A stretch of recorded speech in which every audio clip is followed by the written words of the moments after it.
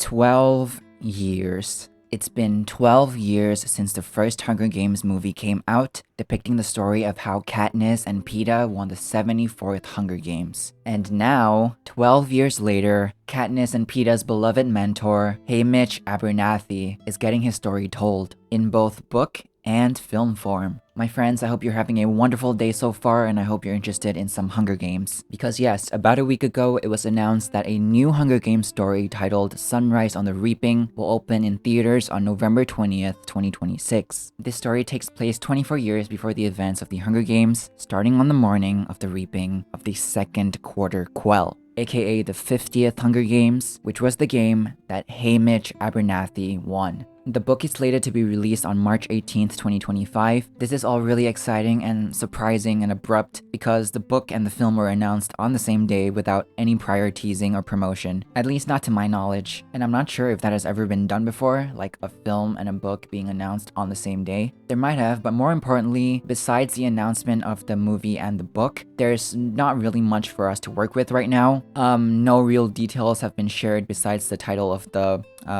movie and the book, and also just like a brief synopsis or premise of what it's going to be about. No casting has been made for the movie yet, but we know that it's going to follow Haymitch Abernathy's story and the Second Quarter Quell, the 50th Hunger Games. So we're going to see like an old President Snow, but not as old as the one that we see in the Hunger Games. Yeah, he's going to be, president. He's going to be doing dictatorship stuff. And Haymitch is going to be 16 years old in this story. He was about 40 years old in the first Hunger Games movie, and this takes place 24 years before that. So Haymitch is about 16.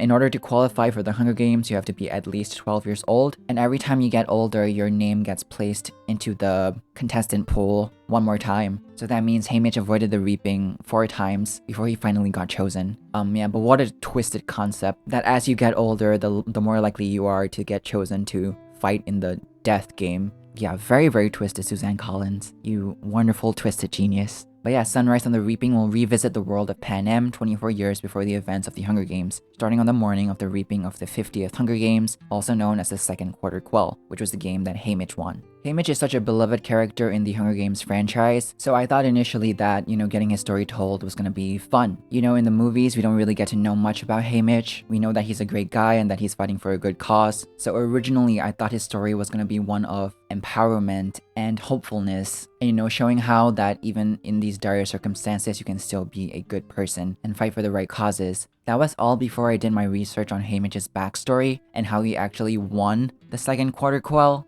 As I'm doing these movie reports, I have to do research, and unfortunately, I read some things about Haymitch's past on the internet, which I think came from the book Catching Fire. And so I do know some things, and don't worry, I won't spoil any of that here, but yeah, I know about Haymitch's backstory. I know how Haymitch won the Second Quarter Quell. I know what the consequences of him winning was.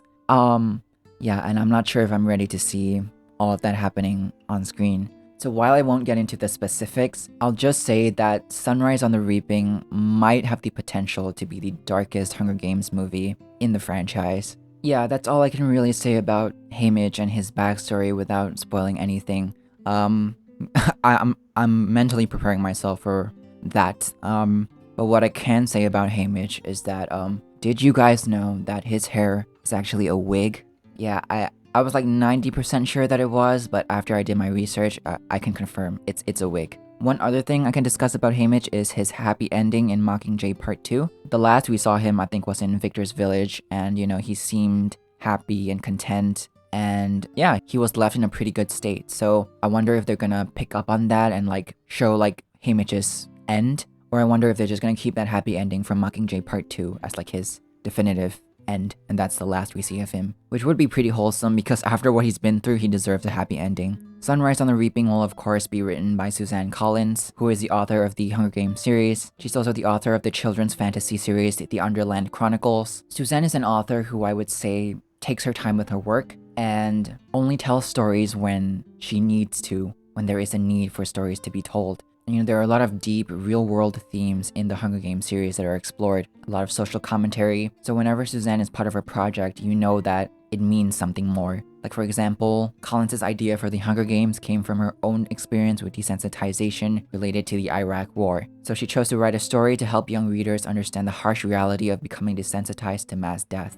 And that's how the Hunger Games came to be. Within the Hunger Games, she tackles the topic by focusing on teenagers as the victims of mass death and the wealthy elite as the perpetrators of violence. She created characters that young people could easily empathize with characters including a teenage girl who would risk anything for her younger sister, to a teenage boy who came from an abusive home. Collins took common experience to express how close we already are to dystopia. One of the themes prevalent in Suzanne Collins' Hunger Games series is definitely President Snow versus District 12, aka rich versus poor, government versus people. She explores themes like that in the Hunger Games books, and so Sunrise on the Reaping will continue that trend of President Snow versus a District 12 resident. In the Hunger Games series, that was of course Katniss and Peeta, and then in the Ballet of Songbirds and Snakes, that was Lucy Gray, and now here, it's Haymitch Abernathy. We all of course know what happens to Snow in the end, well at least sort of. He does die, but his death is kind of like vague. Some people say that he died because Alma Coin poisoned him, and that's why you can see him coughing blood. Some people say that Snow died after being trampled on by the crowd. Some people have said that, you know, the way that Snow died doesn't really matter. It was just more so the fact that Snow lost all of his power, and so in that sense, his death doesn't mean anything anymore, because after his authority and powers were stripped away, he just became an old man who had little significance in the world. So there are a lot of great takes on Snow's death, but in this movie, Sunrise on the Reaping, he is very much alive and possibly in his prime in a twisted way. So I can't wait to see that.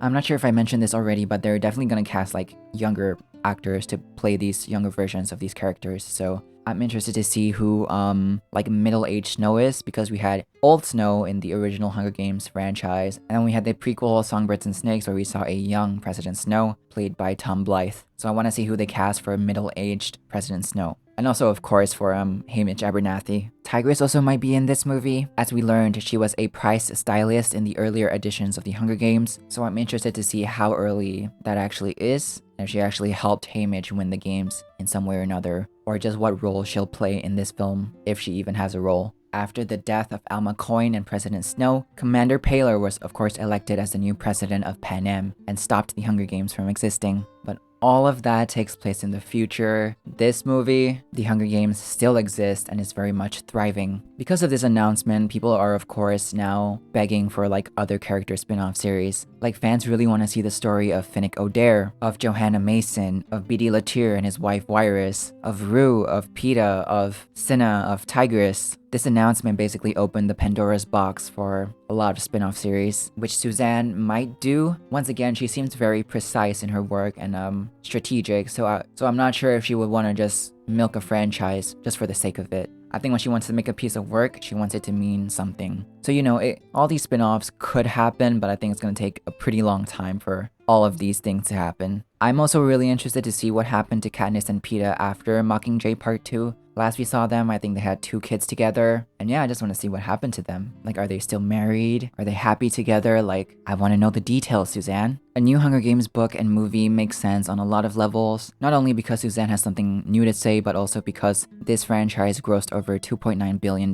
worldwide. So financially, it does make sense. Although I will say that their earnings have been diminishing for quite a while now. But we're not going to focus on that. Hopefully with this new film will come a banging soundtrack, because the original Hunger Games series had a pretty good soundtrack. The Hanging Tree is probably one of the most notable songs from the soundtracks, and that was written by Suzanne Collins herself. So mayhaps we will see Haymitch singing a song. Who knows? Hunger Games' cultural impact cannot be understated. It inspired so many other young adult dystopian narratives like Divergent and The Maze Runner. The Hunger Games have also been considered for so many awards. It's been nominated for 162 awards and won an additional 65 awards, and inspired fans to create their own pieces of Hunger Games work. There are a good amount of Hunger Games fan short films that we can all see online, like Katniss and Rue, Katniss and the Careers, The Hunger Games Johanna Mason, and most appropriately for this video, Hunger Games The Second Quarter Quell, which is a short film that explores how Haymitch won the Second Quarter Quell. So technically, we already have Sunrise on the Reaping at home.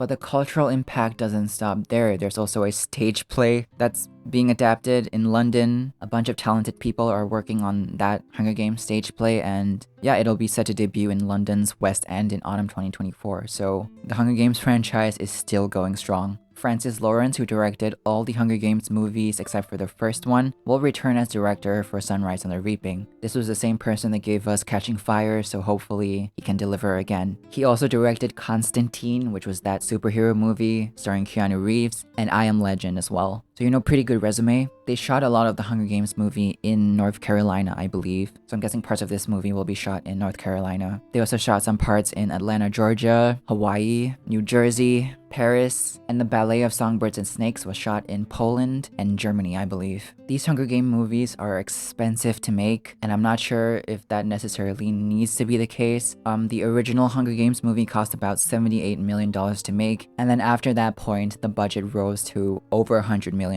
basically. So I would expect Sunrise on the Reaping to have a similar budget of over $100 million, though I don't necessarily want that to be the case. I think I talked about this in my Kinds of Kindness video, but I really don't think movies should be this expensive, and I don't think it should be normalized that movies have a $100 million budget every single time. So while it's probably gonna have a budget of over $100 million, the budget that I hope that they use is only like $85 million. I think $85 million is enough. But then again, this is the Second Quarter Quell. There are 48 tributes this time instead of 24, so I don't know, the budget's gonna be insane. But yeah, not much is known about this movie yet, but from the little that we do know, it is pretty exciting. What do you think of the Hunger Games Sunrise on the Reaping? Do you enjoy the Hunger Games franchise? Let me know in the comments below. I would love to read your responses. Oh, and just before I go, one of you guys, yes, you guys, made like a passion project and I wanted to promote it here. I love when people create stuff, it's wonderful. But yeah, if you want to learn more about this horror universe that this person is making, go to this person's channel and check it out. Keep on creating, my friends. Thank you so much for watching. Have a wonderful day.